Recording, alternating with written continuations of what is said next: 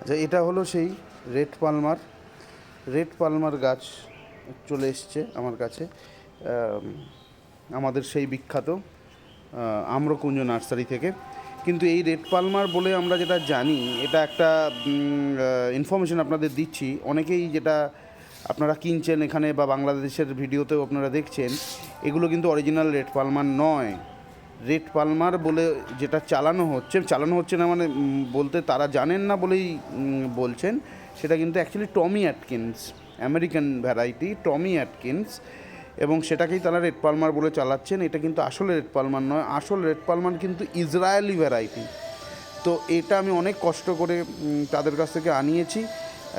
এটা original red Palmer, এটা কিন্তু ইসরায়েলি ভ্যারাইটি। এটা হচ্ছে আমাদের দেশীয় আমরা মিয়াজাকি বলি, আমাদের দেশীয় আম এত ভালো, কতগুলো ভ্যারাইটি আছে যার মধ্যে সর্বশ্রেষ্ঠ আমি মনে করি এই আমটি। এটার নাম হচ্ছে অম্বিকা, মানে this is a celebrated mango, already আমরা জানি এই ম্যাঙ্গোটা already celebrated because of its nature, মানে সমস্ত দিক থেকে এটা সেলিব্রেটেড হওয়ার মতোই একটা আম। কারণ আপনি দেখুন এটা ডুয়ার্ফ ভ্যারাইটির গাছ, ফলে হাই ডেন্সিটিতে আপনি চাষ করতে পারবেন। এটা কালারিং আম, দেখতে অত্যন্ত সুন্দর। এর গড় অ্যাভারেজ ওয়েট হচ্ছে ধরুন 400 to 450 to 500 গ্রাম, ঠিক আছে। এর রেগুলার বিয়ারিং, প্রত্যেক বছর আপনি এর ফল পাবেন, এবং প্রচুর বিয়ারিং, প্রচুর আম ধরে। সবচেয়ে বড় গুণ হচ্ছে জিরো ড্রপিং, এর আমের কোনো ড্রপিং নেই।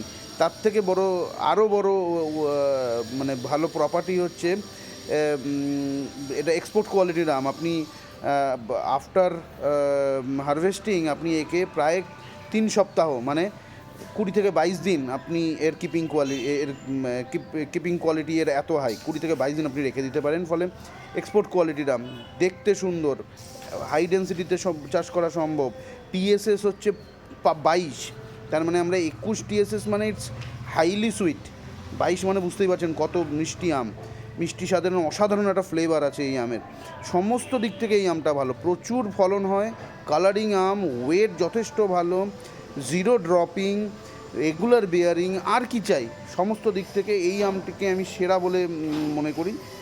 এটা হচ্ছে অম্বিকা। প্রত্যেকে একটা করে অম্বিকা গাছ নিজের বাড়িতে করুন, সেটা মাটিতে আঙিনায় হোক কি আপনি টবে করুন। এটা ডুয়ার্ফ প্রকৃতির গাছ, ছাদে করলেও কোনো অসুবিধা নেই। আর রেড পালমার সম্বন্ধে বললাম। আর এটি আরেকটি আম আমি এনেছি, এটি বিরা, এটি আমাদের একটি দেশীয় আম, মুর্শিদাবাদের আম।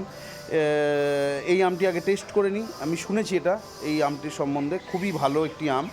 টেস্ট করে নিই, আপনাদের আপডেট দেবো এটার সম্বন্ধে। ওকে, বাই বাই।